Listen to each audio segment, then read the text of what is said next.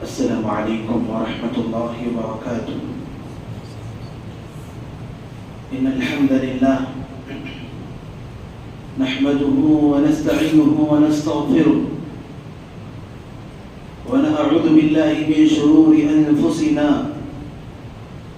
ومن سيئات أعمالنا.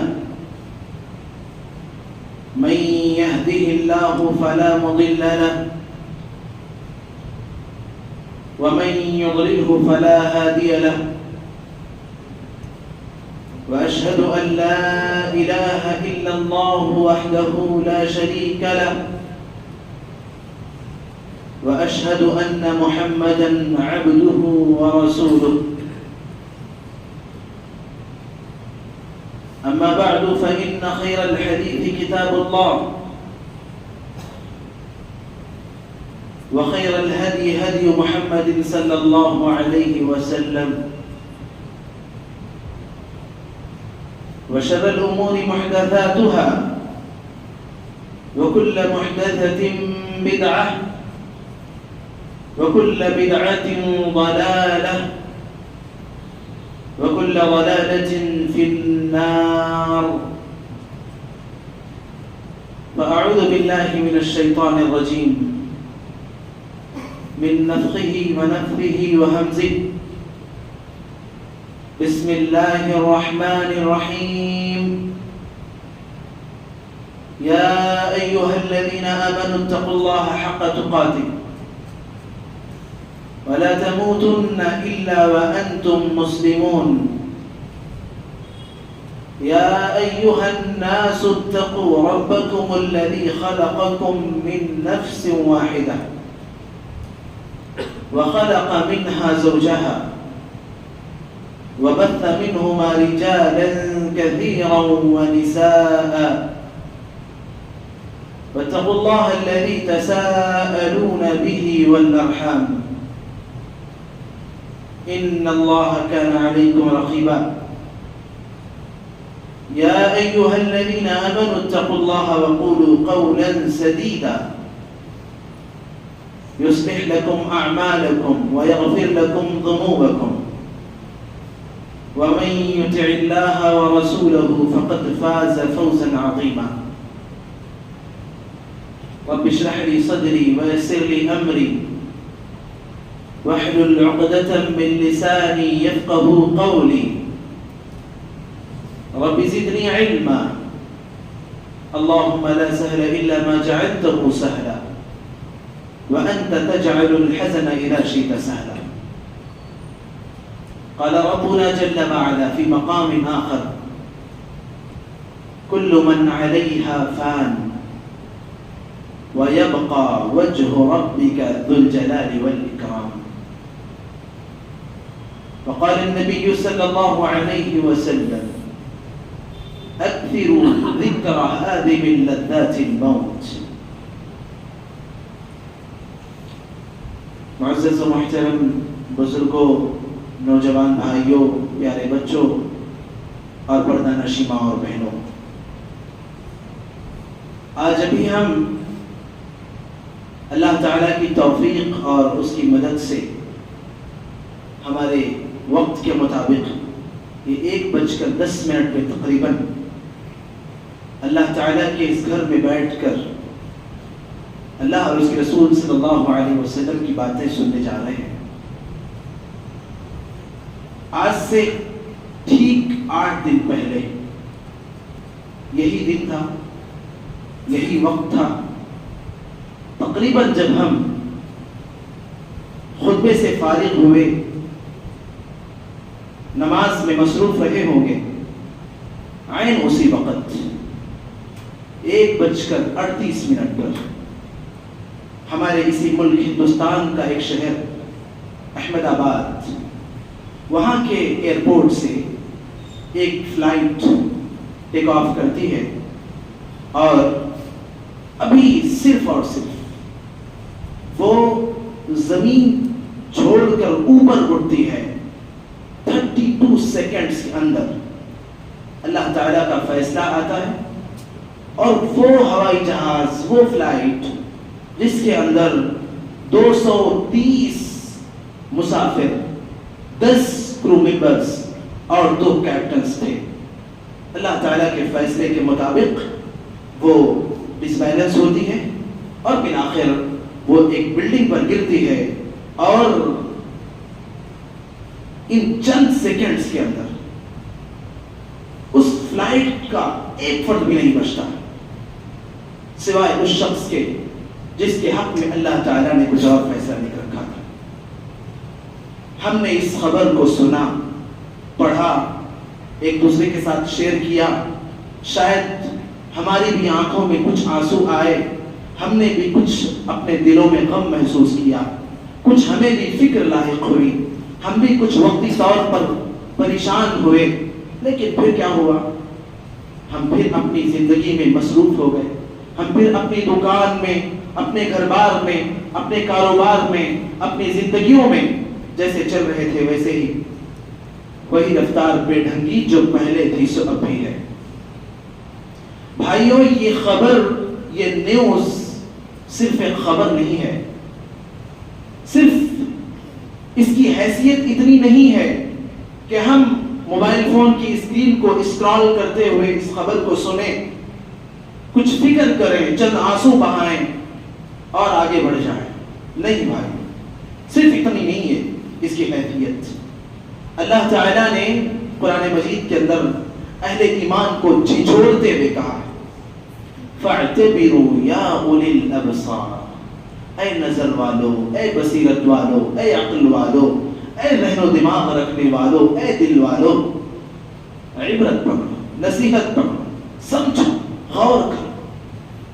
اور یہ بات اللہ تعالیٰ نے جب بیان کی ہے تو اس سے پہلے اللہ تبارک و تعالیٰ نے ان اقوام کا ذکر کیا ہے جنہیں اللہ تعالیٰ نے اپنی عذاب کی گرفت میں لیا تھا، جن پر اللہ تعالیٰ کا عذاب آیا تھا، اور وہ اللہ تعالیٰ کے عذاب کی گرفت میں آ کر اس صفحہ ہستی سے حرف غلط کی طرح مٹا دیے گئے تھے، تہس نہس کر دیے گئے تھے، نیست و نابود کر دیے گئے تھے۔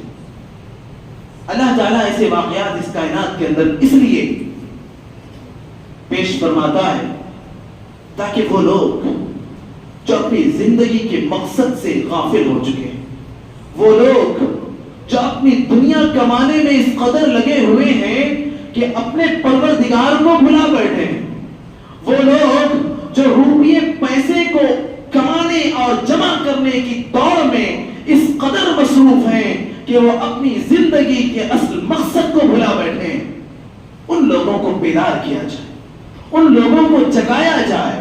اس لیے اللہ تبارک و تعالیٰ اس قسم کے واقعات اس دنیا کے اندر رونما کرتے ہیں۔ بھائیو، ابن عمر رضی اللہ عنہ کی وہ حدیث ہمیں بار بار ہمیں یاد دلاتی ہے، ہمیں زندگی کا ایک ایک پل ہمیں اس کی اہمیت دلاتی ہے۔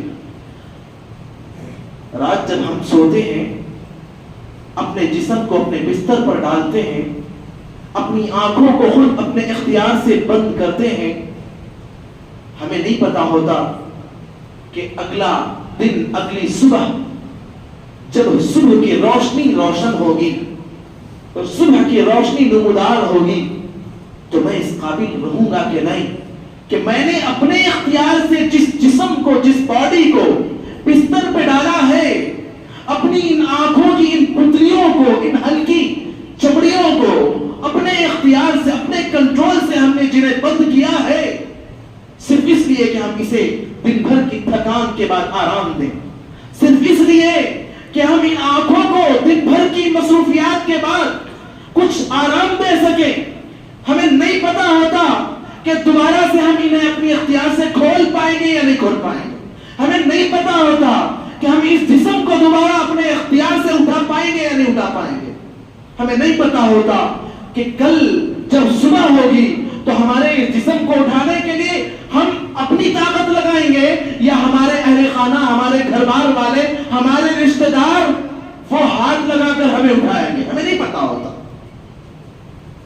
ابن عمر رضی اللہ عنہ کا یہ قول، ہمیں یہ پیغام ہر رات یاد دلاتا ہے، ہر صبح یاد دلاتا ہے، اذا اصبحت فلا تنتظر المساء، جب صبح ہو تو شام کا انتظار مت کرو، صبح دن بھر رات بھر آرام کیا، سوئے، صبح ہوئی، پوری پوری طریقے سے فریش ہوئے، تیار ہوئے، نکلے اپنی مصروفیت کے لیے، اپنے کاروبار کے لیے، اپنے کام کاج کے لیے، اپنی کمائی کے لیے، اپنے مصروفیات میں لگنے کے لیے. کیا پتا گھر سے قدم نکالیں، ہمارا پیر گھر کے دہلیز سے آگے بڑھے اور اللہ تعالیٰ کا فیصلہ ہمارے حق میں آ جائے. کیا پتا کہ کون سا معاملہ، کون سا حادثہ، کون سا ایکسیڈنٹ، کون سا بڑا مسئلہ ہمارا انتظار کر رہا ہے.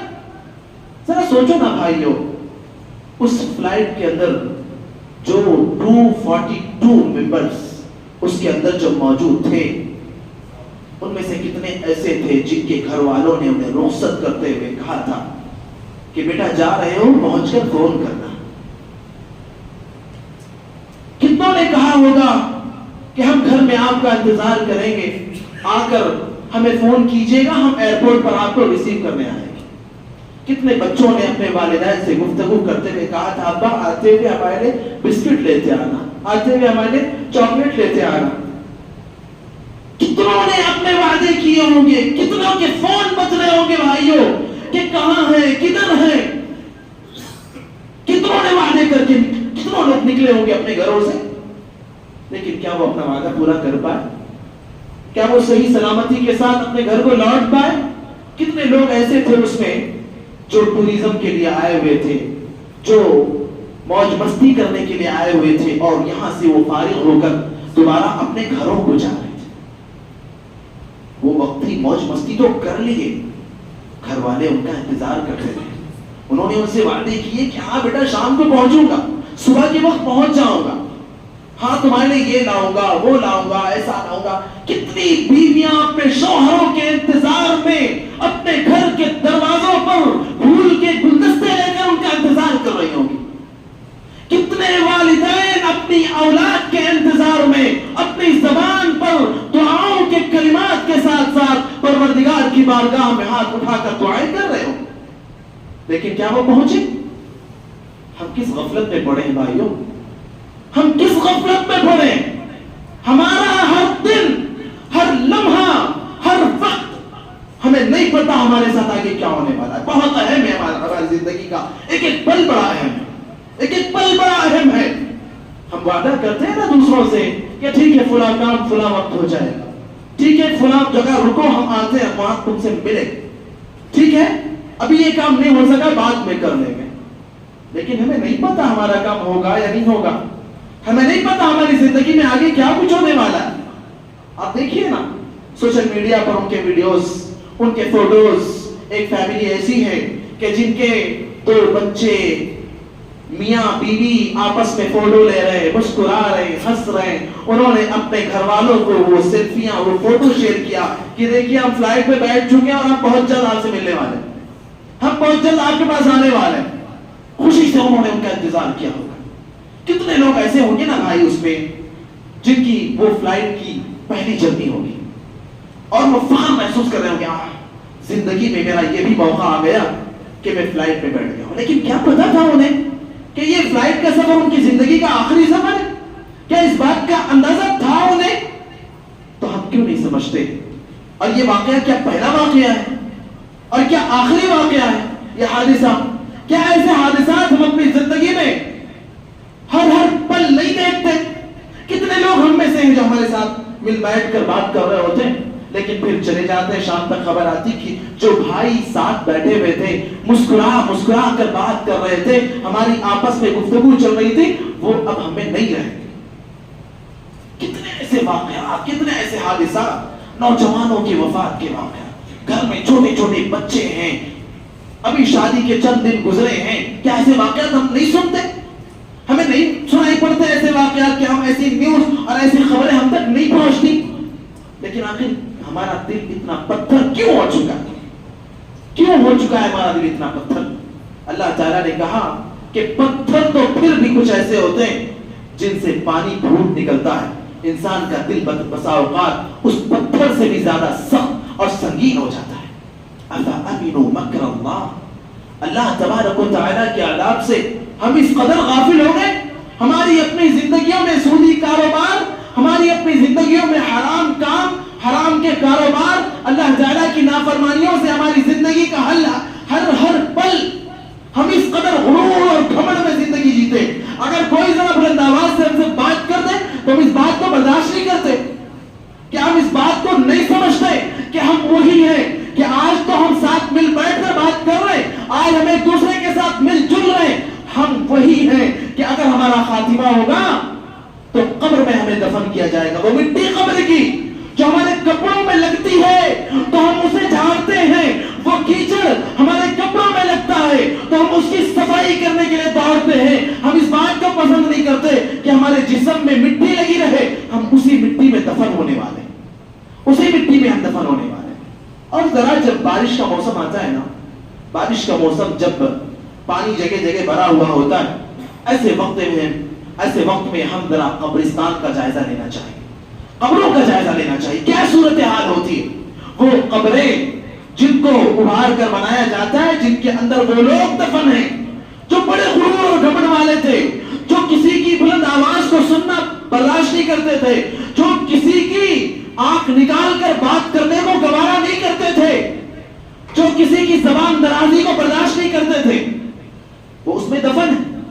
اور دفن بھی ایسے ہیں کہ ان کی قبروں میں ان کی لاشیں اندر ہیں، اوپر سے جو مٹی ابھار کر بنائی گئی تھی وہ اس کے اندر دھس چکی ہے، اور اب وہ اس کے اندر کیچڑ، گندگی، پانی اور نہ جانے کون کون سے جانوروں کا گھسنا، یہ سب کچھ ہو رہا ہے. ہمیں بھی وہی جانا نا بھائیو، ہمارا بھی وہی انجام ہے نا.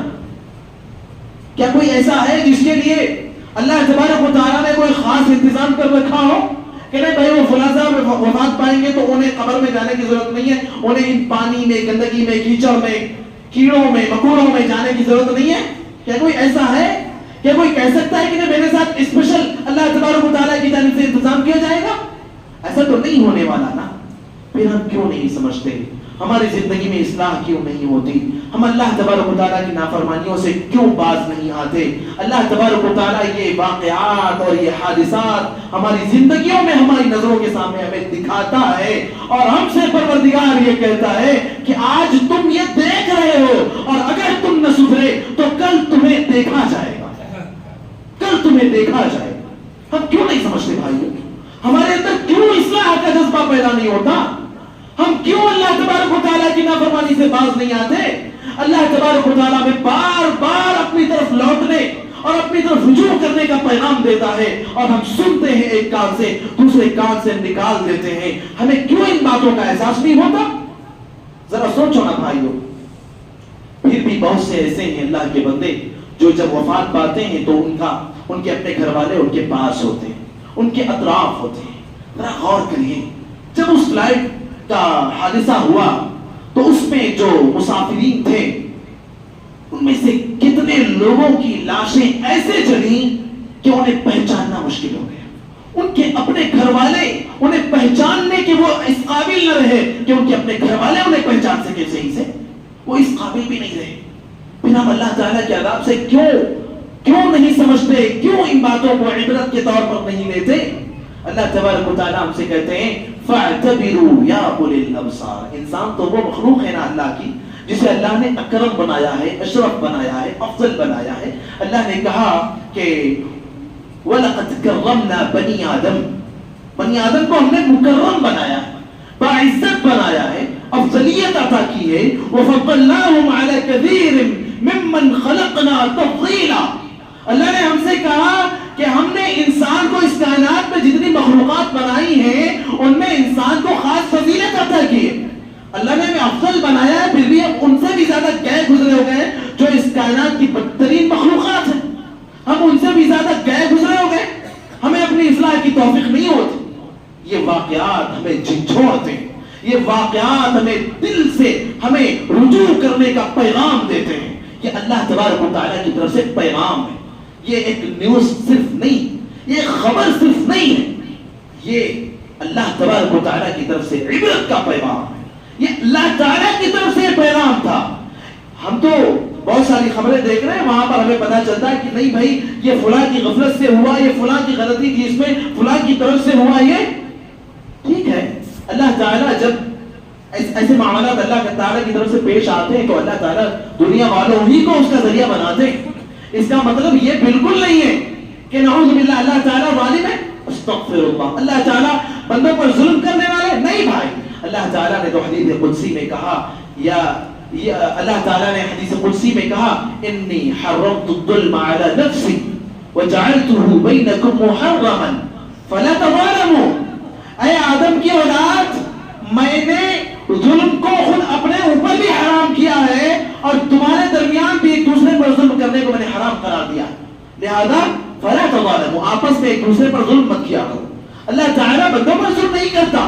اللہ تعالیٰ تو وہ ذات ہے ایک ماں اپنے بچے سے دودھ پیتے بچے سے جس قدر محبت کرتی ہے نا اللہ تعالیٰ اس ماں سے بھی کئی گنا زیادہ محبت کرتا ہے.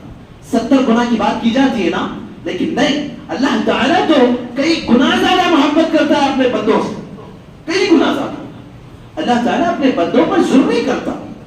کسی کو اللہ تبارک و تعالیٰ ان کے مقام اور مرتبے کو بلند کرنے کے لیے حادثے کا شکار بناتا ہے. کسی کو اللہ تبارک و تعالیٰ اس دنیا میں اگر کچھ خطائیں اور غلطیاں ہوئی ہیں تو اس سے رجوع کرنے کے لیے اللہ تعالیٰ اس دنیا میں اسے ٹھوکر دیتا ہے. کسی کو اللہ تبارک و تعالیٰ دنیا والوں کے لیے عبرت بنانے اور پیغام دینے کے لیے اسے حادثے کا شکار بناتا ہے. تو اللہ تبارک و تعالیٰ کی ہی ہم دین ہے. اللہ نے ہی ہمیں پیدا کیا ہے. اللہ تعالیٰ نے ہمیں وجود بخشا ہے. تو اللہ تعالیٰ اس کا اپنا اختیار ہے. وہ اپنی مخلوقات کے ساتھ وہ اپنے بندوں کے ساتھ جس انداز میں چاہے پیش آئے اپنے بندوں کے ساتھ وہ جیسے چاہے ویسے اللہ تبارک و تعالیٰ پیش آئے. وہ اس کا اپنا اختیار ہے. ہم یہ فیصلہ نہیں کر سکتے کہ نعوذ باللہ یہ ظلم اللہ تبارک و تعالیٰ نے ہم پر کیا. یہ ظلم نہیں ہے. یہ اللہ کا اپنا اختیار ہے. اور ہماری عقلیں ہماری دماغ ہماری اپنی سوچ ہماری اپنی فکر وہ اتنی زیادہ پختہ اور اتنی زیادہ مضبوط نہیں ہے کہ ہم اللہ کے فیصلے کے بارے میں غور کرنے لگ جائیں. اللہ کے فیصلے پر فیصلہ کرنے لگ جائیں. نہیں. ہم انسان ہیں. اللہ نے اس پوری کائنات کو بنایا ہے. اللہ تعالیٰ کا جو فیصلہ ہے اس کے بارے میں ہم اور آپ فیصلہ نہیں دے سکتے کہ یہ کیسا ہے یہ اس کی بنیاد کیسے یہ ظلم پر ہے یہ انصاف پر ہے. نہیں. اللہ تعالیٰ صاف کہتے ہیں اللہ تعالیٰ سے بڑا کوئی انصاف پسند اور عادل نہیں ہو سکتا اس سرزمین کے اوپر. تو اس لیے بھائیو ہمیں اور آپ کو یہ سمجھنا ہوگا. اور یاد رکھیے دیکھیے ان میں سے کسی کو نہیں پتا تھا کہ کیا کچھ ہونے والا ہے ان کے ساتھ. صرف 32 سیکنڈز کے بعد ان کے ساتھ کیا کچھ ہونے والا ہے انہیں نہیں پتا تھا. لہذا اللہ تعالیٰ اللہ کے نبی صلی اللہ علیہ وسلم ہمیں ایک حدیث بتاتے ہیں کہ کل عمل ابن آدم. اللہ کے نبی صلی اللہ علیہ وسلم کہا کہ ابن آدم کا ہر عمل اذا مات الانسان انقطع عنه عمله الا من ثلاث. کہ انسان جب وفات پا جاتا ہے اذا مات الانسان وفات جب پا جاتا ہے انسان تو اس کے عمل کا اس کی نیکیوں کا سلسلہ اس کی وفات کے ساتھ ہی کٹ جاتا ہے ختم ہو جاتا ہے. الا من ثلاث. 3 چیزیں ایسی ہیں کہ جب انسان وفات بھی پا جائے تب بھی اس کی نیکیوں کا سلسلہ جاری اور ساری رہتا ہے. وہ کون سی 3 چیزیں ہیں؟ وہ 3 چیزیں آپ صلی اللہ علیہ وسلم نے کہا کہ اذا مات الانسان انقطع عنه عمله الا من ثلاث الا من صدقة جاریہ او من علم ينتفع به او من ولد صالح يدعو له. 3 چیزیں. پہلی چیز کیا؟ صدقہ جاریہ. صدقہ جاریہ کیا چیز ہے؟ مسجد کی تعمیر میں ایک اینٹ بھی اللہ نے اگر توفیق دی تو لگا دیا وہ مسجد جب تک قائم رہے گی. مسجد میں نماز ادا کرنے والے عبادت کرنے والے مسجد سے فائدہ اٹھانے والے جب تک کہ یہ سلسلہ جاری رہے گا انسان ہم اور آپ تو اس دنیا سے رخصت ہو جائیں گے. ہمیں نہیں پتا کب ہمارا وقت آ جائے ہم تو رخصت ہو جائیں گے. لیکن ہم نے اللہ نے جب ہمیں توفیق دی ہم نے اپنے لیے کچھ کیا ہم نے مسجد میں تعاون کیا ایک اینٹ اللہ نے ہمیں توفیق دی وہ لگایا اس میں تو اس کا اجر و ثواب اس نیکی کا سلسلہ تا قیامت جاری اور ساری رہے گا. یہ سب سے پہلی چیز. اچھا یہ صدقہ جاریہ اس کے اور بھی بہت ساری شکلیں ہیں. راہ چلتے ہوئے بہت سارے یعنی سخت دھوپ ہے شدید پیاس ہوتی ہے ایسے میں راستے کے کنارے پر کوئی ایسی جگہ مقرر کر دی جہاں لمبے سفر سے گزرنے والے لوگ تھوڑا آرام کر لیں وہاں بیٹھ کر کچھ وقت گزار لیں سائے میں کچھ فائدہ اٹھا لیں. کوئی ایسا درخت لگا دیا یا کہ اس درخت کی ہوا اور اس کی ٹھنڈک سے وہ مستفید ہو لیں. کوئی نل لگا دیا کہ وہاں سے وہ ٹھنڈا پانی حاصل کر کے اپنی پیاس بجھا لیں. یہ صدقہ جاریہ کی مختلف شکلیں. اسی طرح آپ صلی اللہ علیہ وسلم نے کہا کہ اذا مات الانسان انقطع عنه عمله الا من ثلاث الا من صدقة جاریہ او من علم ينتفع به. ایسا علم جس سے فائدہ اٹھایا جائے. تو ایسا علم جس سے فائدہ اٹھایا جائے اس کی شکلیں کیا ہیں؟ کسی اللہ کے بندے نے علم حاصل کیا اور دوسروں تک اس علم کو پہنچایا. یہ ہے ایسا علم جس سے فائدہ اٹھایا جائے. کسی ایسے شخص نے جسے اللہ نے علم سے نوازا, اس نے کوئی ایسی کتاب لکھ دی جس کو اس کی وفات کے بعد بھی لوگوں نے اس کو پڑھا, اس سے فائدہ اٹھایا, اس سے اپنی زندگی سنواری, اس سے انہوں نے اپنی اصلاح کی, اس سے انہوں نے اللہ رب العالمین کے دین کے بارے میں مسائل اور معلومات حاصل کی. تو یہ بھی ایسا علم ہے جس کے ذریعے سے فائدہ اٹھایا جائے. اسی طریقے سے کسی عالم دین نے, کسی اللہ کے بندے نے کوئی ایک دین کی معلومات پر مشتمل کوئی ایک ایسی کلپ ریکارڈ کروائی جو اس کی وفات کے بعد بھی اس کے اجر و ثواب کا اور اس کی نیکیوں کا سلسلہ جاری رکھنے والی ہے. ہم اور آپ تو چلے جائیں گے نا بھائی, ہم اور آپ تو اس دنیا میں نہیں رہیں گے, لیکن ہمارے جانے کے بعد بھی جو چیز ہمارے ذریعے سے اس دنیا میں عام ہوتی رہے, لوگوں تک دین کا پیغام پہنچتا رہے, یہی تو ہے کہ او من علم ينتفع به او من ولد صالح. تیسری چیز اللہ کے نبی صلی اللہ علیہ وسلم کیا بتائی کہ ایسی اولاد جو دعا کرے, نیک اولاد, او من ولد صالح يدعو له, انسان کی اپنی وہ اولاد جو اس کے حق میں دعائے خیر کرے. تو اس میں شرط کیا ہے ہماری کہ اپنی اولاد کو ہم اچھی تربیت دیں, انہیں ہم دین سکھائیں, دین پڑھائیں, اللہ رب العالمین کے ساتھ اسے جوڑیں, دین کے ساتھ اس کا تعلق مضبوط کریں, تب جا کر اولاد ہمارے حق میں ہمارے لیے دعائیں کرے گی. وہ جو بھی نیکیوں کے کام کرے گی, نمازوں کے پابند ہوں گے, قرآن کی تلاوتیں کریں گے, ان کی جو بھی نیکیاں ہوں گی اس کا اجر انشاءاللہ تعالی والدین کو پہنچتا رہے گا. یہ ہماری ذمہ داری ہے. ہم یہ نہ سمجھے کہ ارے ابھی ہماری زندگی تو بہت ہے, کچھ نہ کچھ اولاد کو کر جائیں گے, ان کو دکان لگا کے دے دیں گے, ان کو دنیاوی ترقی دے دیں گے, ان کو بڑی سے بڑی تعلیم دے دیں گے, وہ کماتے رہیں گے اور ان کی زندگی سنور جائے گی. اگر ہم نے یہ سوچا اور ہم نے ان کی زندگی سنوار دی تو کل قیامت کے دن وہ پروردگار کے پاس کہیں گے, پروردگار یہ ہمارے والد ہیں جنہوں نے مجھے تیرا تعارف نہیں کرایا, جنہوں نے مجھے تیرے دین کے بارے میں نہیں بتایا, جنہوں نے مجھے تیرے دین کے مطابق میری تربیت نہیں کی, انہوں نے صرف میری دنیا بنائی, مجھے دنیا میں کامیاب بنایا, مجھے بڑی سے بڑی پوسٹ دلا دی, مالدار سے مالدار بنا دیا, لیکن پروردگار یہ ساری چیزیں میرے کچھ کام نہیں آئیں. آج تو مجھ سے اس چیز کے بارے میں سوال کر رہا ہے, یہ میرے ابا جان ہیں, انہوں نے مجھے ان چیزوں کے بارے میں کوئی تعلیم نہیں دی. کیا جواب دیں گے بھائیوں؟ اس لیے اگر اللہ نے ہمیں زندگی دی ہے تو ہمیں یہ واقعات, یہ پیغام دیتے ہیں کہ ابھی بھی وقت ہے. ہمارے چہروں کی مسکراہٹ, ہمارے گھروں کی یہ شور شرابہ, باہم ہنسنا, کھیلنا, کھلانا, آپس میں ایک دوسرے کے لیے خریداری کرنا, ایک دوسرے سے ہنسی مذاق کرنا, یہ کب بند ہو جائے, ہمارے چہروں کی مسکراہٹ کب خاموش ہو جائے, ہمارا ہنگامہ کب یہ بالکل سنسان ہو جائے, ہمیں نہیں معلوم بھائیوں, ہمیں نہیں پتا. اس لیے اللہ تعالیٰ ہمیں ان واقعات کے ذریعے سے یہ پیغام دیتے ہیں کہ سدھر جا بندے, لوٹ آ اللہ کی طرف, لوٹ آ اللہ کے پیغام کی طرف, لوٹ آ اللہ کے دین کی طرف, اور باز آ جا اللہ کی نافرمانی سے, باز آ جا اللہ کے دین کی توہین کرنے سے, اپنے آپ کو جھوٹا مسلمان بنانے سے باز آ جا. اللہ رب العالمین ہمیں یہ پیغام دیتے ہیں.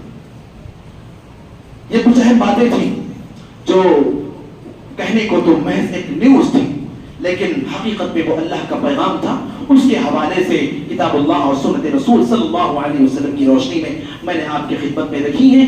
امید کرتا ہوں کہ آپ کو باتیں سمجھ میں آئی ہوں گی. پروردگار سے میں دعا کرتا ہوں رب العالمین ہمیں صرف کہنے اور سننے تک نہیں, ہمیں عمل کرنے کی توفیق عطا فرما دے. پروردگار ہمیں عمل کرنے کی توفیق عطا فرما دے.